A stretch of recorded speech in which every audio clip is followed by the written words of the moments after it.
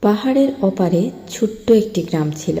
সেই গ্রামের এক ছেলে সুজন, যার স্বপ্ন ছিল একজন চিত্রশিল্পী হওয়া। কিন্তু তার বাবা চাইতেন সে একজন ভালো কৃষক হোক। বাবা তাকে বলতেন যে স্বপ্ন দেখা যায়, তার জন্য অপেক্ষা করতে হয় না, বরং তাকে নিজেই তৈরি করে নিতে হয়। কিন্তু সুজন বাবার কথা শুনত না। সে অপেক্ষা করত যদি একদিন গ্রামের কেউ এসে তার আঁকা ছবি দেখে তাকে বড় শহরে নিয়ে যায়।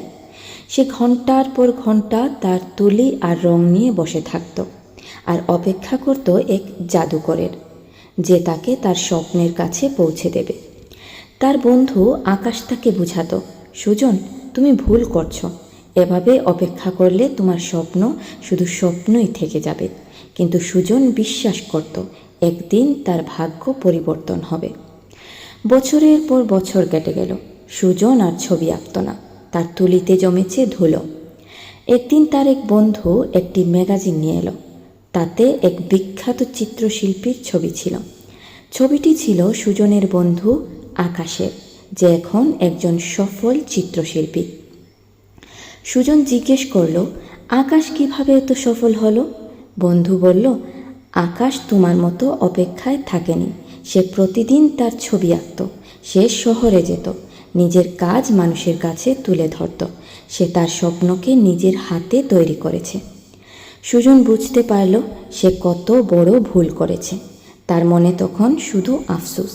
সে ভাবল, ইস, যদি আমি আকাশের মতো করতাম।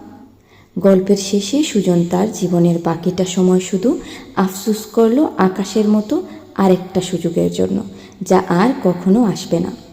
কারণ সে তখন বুঝতে পারছিল সুযোগ জীবনে একবারই আসে। জীবনে আমরা অনেকেই সুজনের মতো ভুল করি। আমরা ভাবি আমাদের স্বপ্নগুলো একদিন হঠাৎ করে সত্যি হয়ে যাবে। আমরা সাফল্যের জন্য অপেক্ষা করি, ভাগ্যের জন্য অপেক্ষা করি। কিন্তু জীবন আমাদের জন্য অপেক্ষা করে না। তাই শুধু অপেক্ষা না করে নিজের স্বপ্নগুলোকে নিজেই তৈরি করে নিন। কাজ করুন, চেষ্টা করুন, কারণ সুযোগ তৈরি হয়, অপেক্ষা করে পাওয়া যায় না। ধন্যবাদ।